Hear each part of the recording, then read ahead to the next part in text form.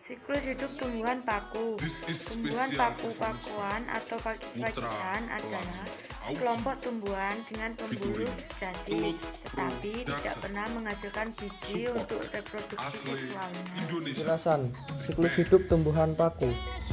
Sporangium pecah dan spora tersebar. Spora tumbuh menjadi protalium. Protali membentuk antheridium yang menghasilkan sperma dan archegonium yang menghasilkan sel telur. Terjadi fertilisasi yaitu peleburan sperma dan ovum membentuk zigot. Zigot tumbuh menjadi sporofit muda. Sporofit muda tumbuh dan berkembang menjadi sporofit sempurna. Sporofit menghasilkan sporangium yang berisi spora. Siklus hidup tumbuhan lumut. Tentang tumbuhan lumut. Tumbuhan lumut merupakan sekumpulan tumbuhan kecil yang termasuk dalam biopotina. Tumbuhan ini sudah menunjukkan diferensiasi tegas antara organ penyerap darah dan organ fotosintetik, namun belum memiliki akar dan daun sejati. Kelompok tumbuhan ini juga belum memiliki tumbuhan sejati. Tumbuhan lumut memiliki habitat di tempat-tempat yang lembab dan terpapar sinar matahari yang tidak terlalu terik.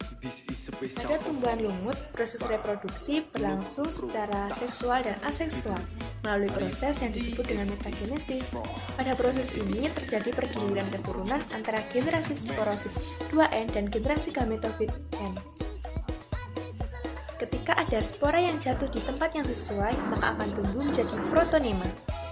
Protonema akan tumbuh menjadi tumbuhan lumut dewasa yang akan menghasilkan gamet jantan yang dapat menghasilkan spermatozoid dan gamet betina yang dapat menghasilkan ovum.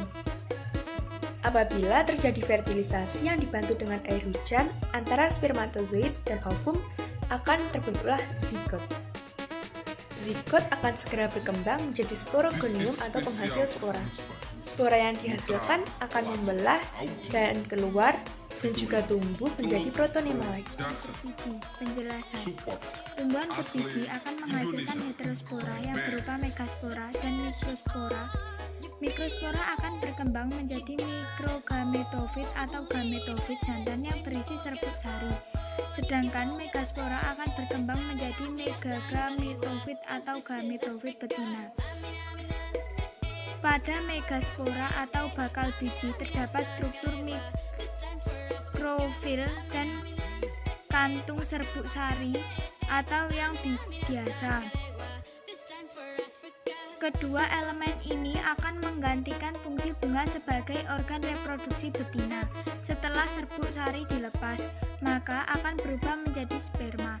Pada saat proses terjadinya penyerbukan pada bunga, serbuk sari ini akan melekat pada megaspora atau bakal biji. Setelah itu, sperma bergerak menuju ke sel telur melalui bulu serbuk sari. Setelah itu biasanya akan terjadi pembuahan dan terbentuknya zigot yang kemudian berkembang menjadi embrio dan juga biji. Jika ini jatuh di tempat yang sesuai, biji akan berkembang dan terbentuklah tumbuhan yang tumbuhan biji disebut juga spermatofita yang dapat dibedakan menjadi tumbuhan berbiji tertutup atau angiospermae dan tumbuhan biji terbuka gymnospermae. Angiospermae sendiri dibedakan menjadi tumbuhan berkeping satu monokotil dan tumbuhan berkeping dua dikotil.